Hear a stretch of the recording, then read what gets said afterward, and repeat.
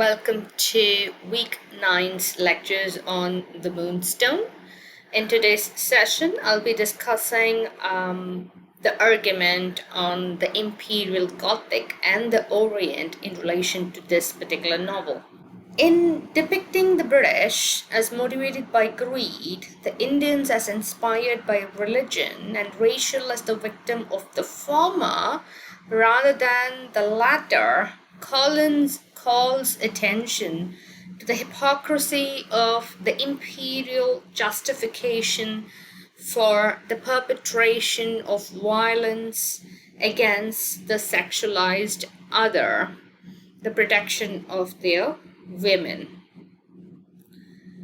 In the Moonstone, Collins subtly establishes that the British, the Imperial British, are acting on the basis of their excessive greed.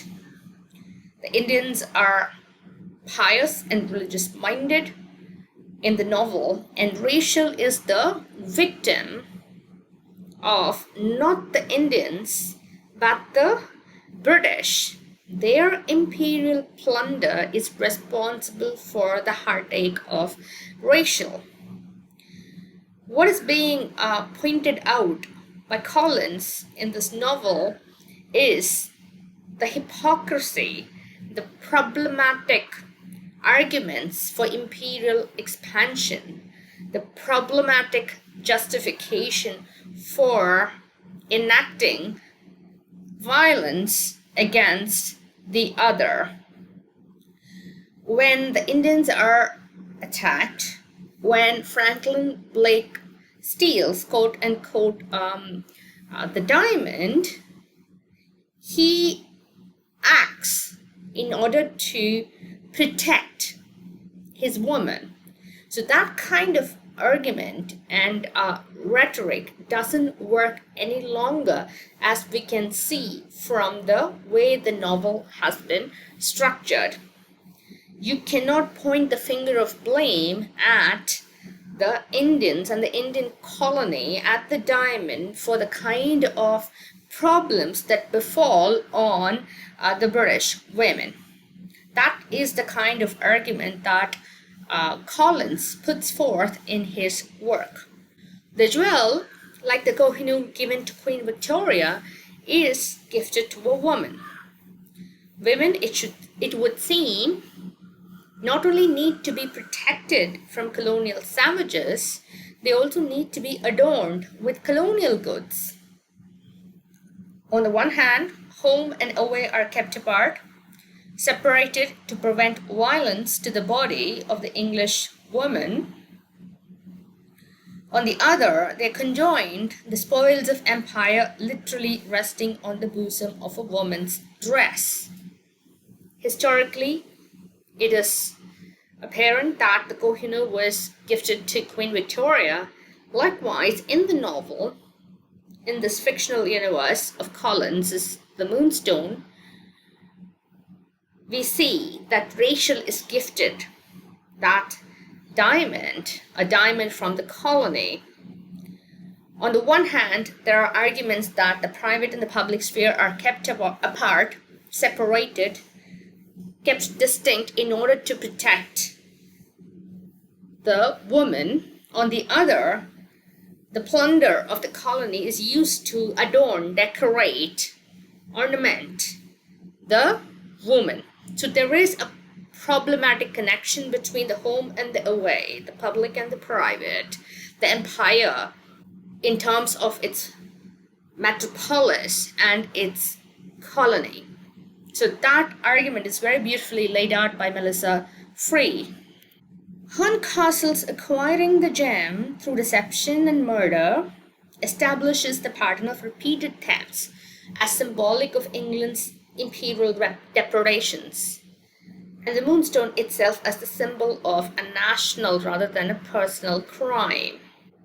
We need to kind of reinforce the idea that there's not just one theft, as we discussed in the previous lectures as well. There are multiple thefts. The diamond is stolen again and again. Horncastle theft is one kind of plunder, and then we have Franklin Blake's robbery as well. So we cannot simply relegate this crime, this thieving, to a personal crime. It is a national crime. It is a crime associated with the empire. So that idea needs to be understood. So the crime and its Gothic attributes that we see displayed in this novel is very strongly connected to the depredations, the plunders, the robberies of the empire. To Collins, and ultimately to his less prejudiced and more open-minded readers, the British Raj is not civilizing and benevolent, but economic and military imperialism at its worst. The Moonstone thus becomes a semiotic sign whose meanings lie beyond cultural misperceptions and hegemonies. In the idol, it inspires faith in the community of believers. As a useless bauble, it excites the Christian sense of lust, envy, greed, and even murder. Ultimately, we understand that, like Collins and his more open-minded readers, we understand that the British Raj is not a civilizing force. Ultimately, it's not entirely a benevolent force, but it is a structure that intends to be exploitative. The British Empire is seen at its worst, narratively speaking, in Collins's The Moonstone. We also understand that there are meanings which go beyond cultural misperceptions and ideologies and power structures. The idol means a lot of things to a lot of people. For the Indians and community of believers, it inspires a lot of spiritual faith. But for the Christians, it in this novel, represented within this novel, it becomes a bauble and a commodity, a sign of wealth as well, and it inspires and provokes a lot of greed and even murder, along with a range of vices. In contrast to the selflessness of the Brahmins, sensual pleasure and self-love motivate Godfrey Ablewhite, as they had Colonel Horncastle, and frustrate recovery of the diamond. The colorful, exotic history of the stone, which becomes its meaning, both opens and closes the novel. The story of the Moonstone is a fable, a cautionary tale with an overt moral. The bulk of the novel is merely the European chapter in that history. The Brahmins are represented as selfless, and Englishmen such as Godfrey Ablewhite, the cousin of Rachel, and Colonel Horncastle, Rachel's ancestor, are represented as full of sensual pleasure and greedy. They're also selfish. The Moonstone opens and closes. The narrative of the Moonstone, the diamond, the gem, opens and closes the narrative. It is narratively very important in structuring the plot. Philip Allingham sees it as colorful as well as an exotic history.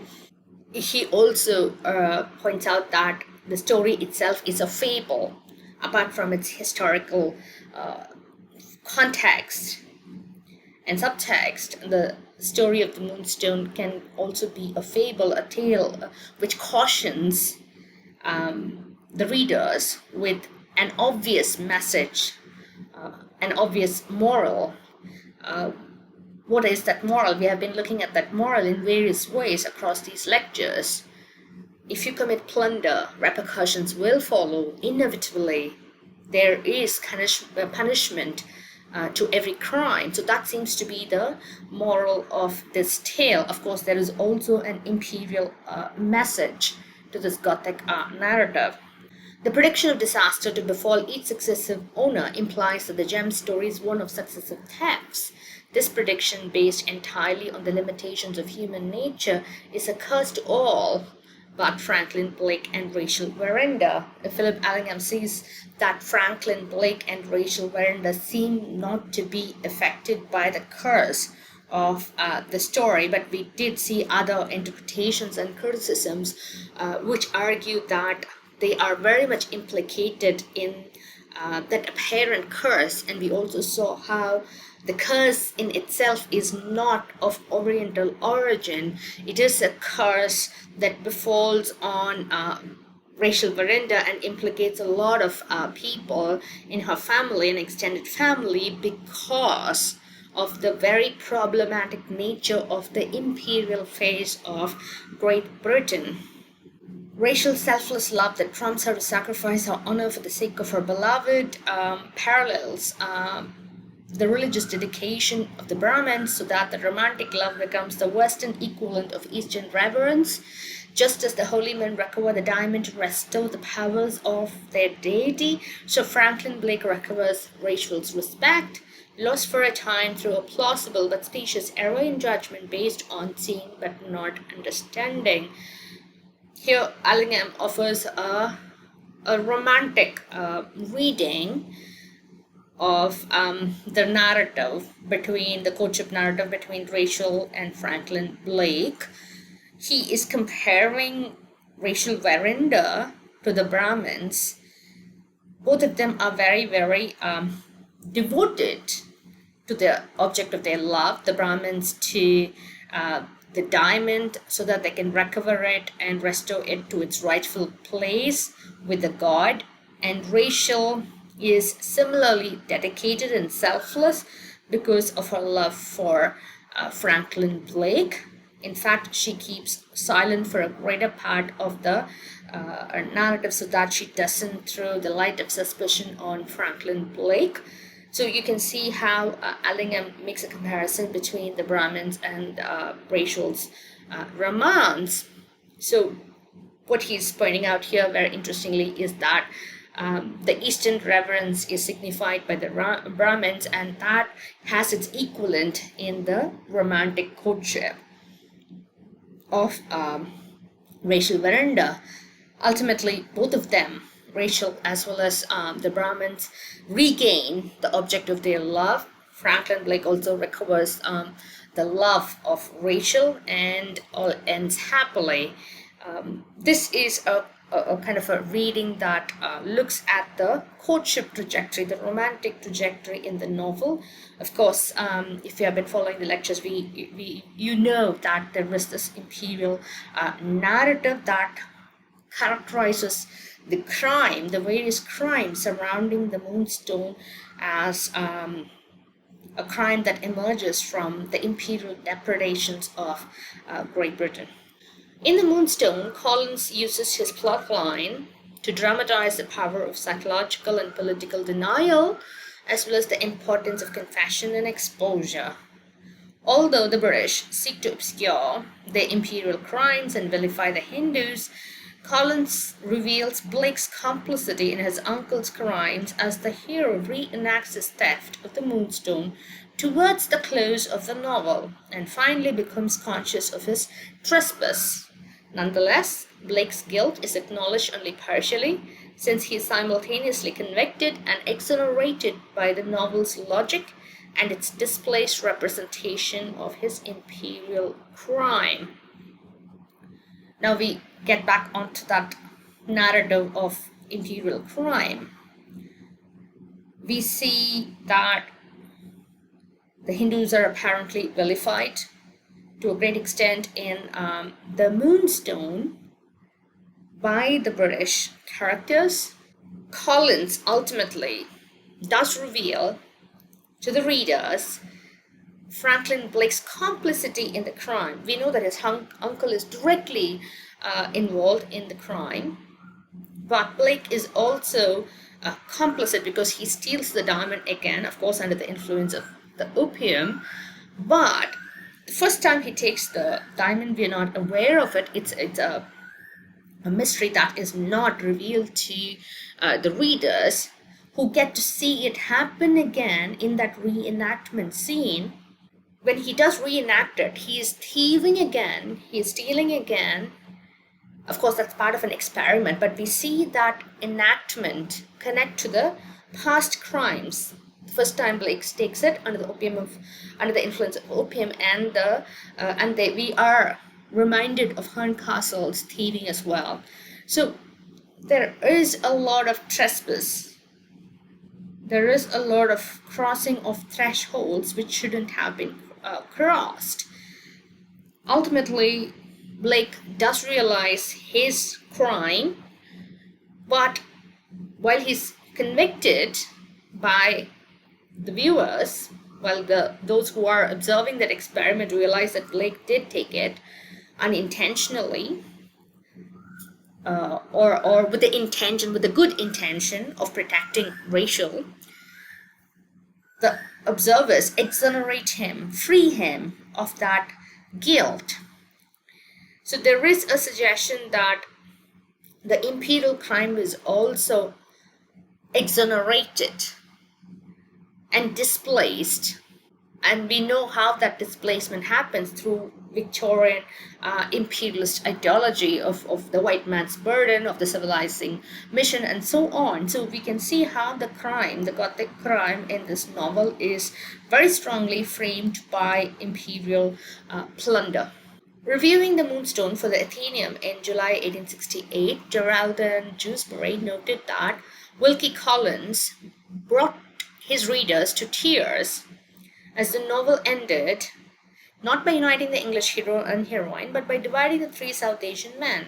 These men are Hindu priests who have together traveled to England and back, violating caste restrictions to restore a sacred Hindu diamond to its shrine in remote Kathiawar. The Moonstone was reviewed by Geraldine Dewsbury in 1868 for the magazine Athenaeum, and it is very interesting to note in the review that readers have been affected by the ending of that novel. At the end, we don't see the English hero and heroine shown as being reunited. I mean, that happens, we know, but at the end, the space is given to the three Hindu men who have successfully retrieved the diamond from the English and have returned back. In fact, they had gone to a lot of trouble and suffering in order to restore this Hindu diamond to its rightful place in a shrine. This particular incident of the Hindu men being divided had apparently affected the English readers. It is a very interesting point to see that there had been empathy for these figures among the reading public. Therefore, the view that we get from within the novel about the evil nature of the Indians is not universally held by the readers. That is clear from this particular review of the Moonstone. Few will read, this is a quotation from the review by Geraldine Dewsbury. Few will read the final destiny of the Moonstone without feeling the tears rise in their eyes as they catch the last glimpse of the three men who have sacrificed their caste in the service of their god, when the vast crowd of worshippers opens for them as they embrace each other and separate to begin their lonely and never-ending pilgrimage of expiation.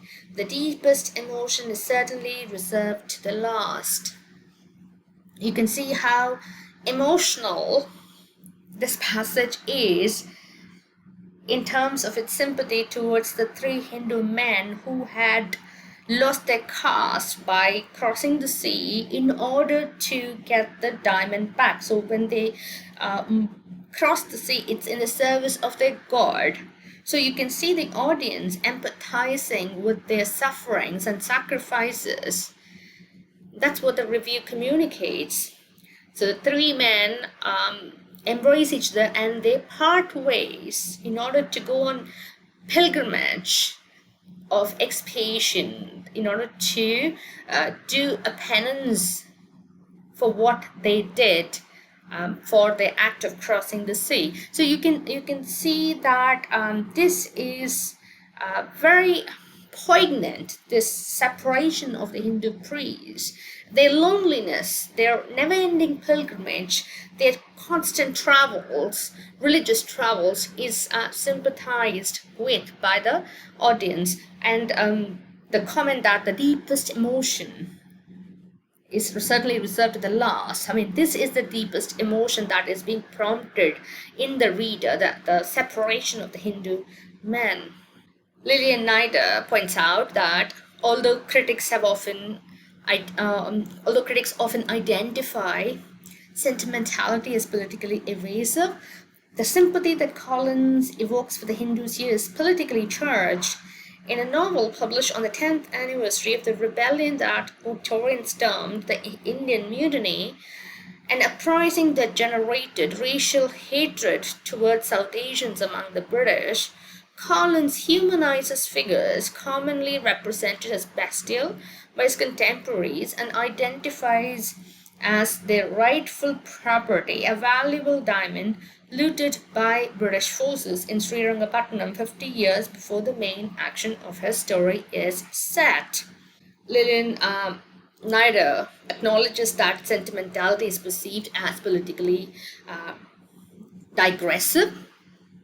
There is an evasion there in excessive sentimentality. Putting that aside, we did see sentimentality in that review of Geraldine Dewsbury. Despite that, Lillian Nider argues that there is a political subtext to the sympathy evoked in the British readers upon seeing the sacrifices of the Hindu men and the way they part ways to go on pilgrimages. This particular novel was The Moonstone, was published on the 10th anniversary of the first Indian War of Independence that the British called Indian Mutiny. That particular act of resistance on the part of Indians was particularly seen with a lot of hatred by the British. In fact, it provoked a lot of hatred towards Indians and South Asians on the part of the English and the British. What is significant to us is that Collins humanizes these Indian figures, the Hindu men who traveled to England to retrieve their rightful property. And what is interesting again to note is that the diamond is seen as the rightful property of the Indians by the Moonstone narrative. The diamond was looted by British forces in the fall of Srirangapatnam 50 years ago. In terms of the novel's main action, even though that diamond is plundered by the British, that property is not seen as the rightful property of the empire by Collins in Moonstone. In fact, it is seen as the rightful property of the Indians. This kind of argument that you see in the Moonstone is particularly interesting given the politically charged climate of the 19th century.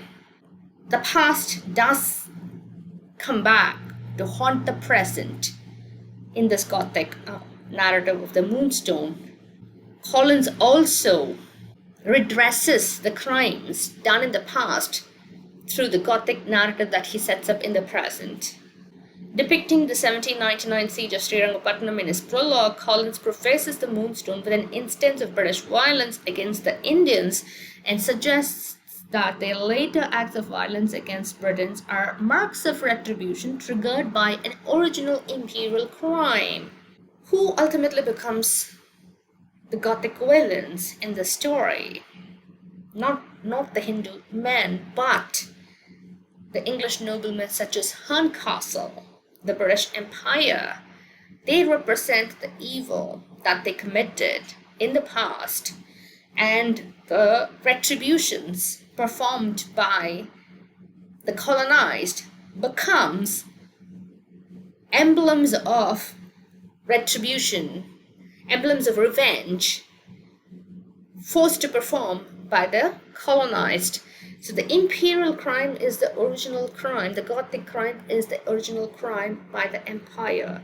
The rest are in response to that imperial crime. What becomes extremely significant is that Collins turns the assumptions of the Gothic on its head. There is this perception that the colony is Gothic.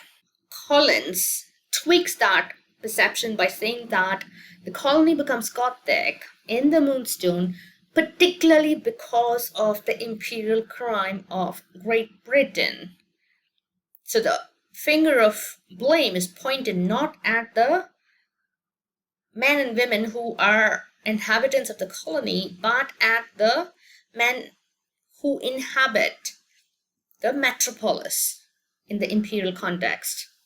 19th century Britain witnessed an increased interest with the Orient, largely as a result of the imperial expansion that reached its peak during that time. India was one of the main Oriental interests of the Victorians because of the political, commercial, religious, and scientific passion of the 19th century people in India. For that reason, various Victorian authors who wrote about India were mostly characterized as being Orientalist and writing in a biased way. One such example of this was Joseph Rudyard Kipling. Across the lectures for this course, we have seen how the 19th century was a period in which there was a lot of attention on the Orient, on the East, and India was one of the important nations of the Orient. There was a lot of interest in India because of its wealth, because of its commercial nodes. There was a lot of interest in India's discoveries across a range of domains. However, we see in many of the authors from the Victorian period that there is a biased way of approaching the Indians and the Indian landscape and its culture, and Rudyard Kipling is also perceived by a lot of critics as being very biased. However, when we read works such as Collins's The Moonstone, we can also see how there were other writers from the same period who criticized Britain directly and indirectly for the various imperial crimes that it performed against its colonies. So the imperial depredations were fictionalized, and Great Britain was taken to task for its attitude towards its colonies. Edward Said points out that the biased perceptions of many of the Victorian authors was because 19th century writers were aware of the empire's authority. The biased writers, the prejudiced writers, were taken in by the immense power of Great Britain. There was nothing that could shake the might of Great Britain then, when Britain was at its imperial height. However, even during those times, there were writings by figures such as Wilkie Collins, who projected a more positive attitude towards the Orient in his novel The Moonstone, and towards the Brahmins specifically in this particular novel. In fact, we saw how the novel's moral center, which is in Rachel Verinder, for the European audience, in fact, her courtship, her romance, her love, her selflessness is compared to the dedication and the reverence of the Eastern figures. So you can see how that the moral compass for the readers rests not with the Englishman, but with the Hindu priests, the Brahmins, and with Rachel Verinder. So this is an exciting novel where multiple subgenres collide. In the initial lectures, I discussed how this novel was seen as a landmark detective fiction, and we also saw how jostling cheek by jowl alongside this subgenre of the Gothic, there was also this Gothic subgenre in this particular novel, and how crime was not just personal crime, it's a crime that connected the nation to its colonies, so it becomes an imperial crime. And we also discussed how the attributes of the Gothic were displaced onto Indian figures. And ultimately, we see how the Gothic is turned on its head, with the Gothic villains being not these Indian figures, but these imperial plunderers. Thank you for watching. I'll continue in the next session.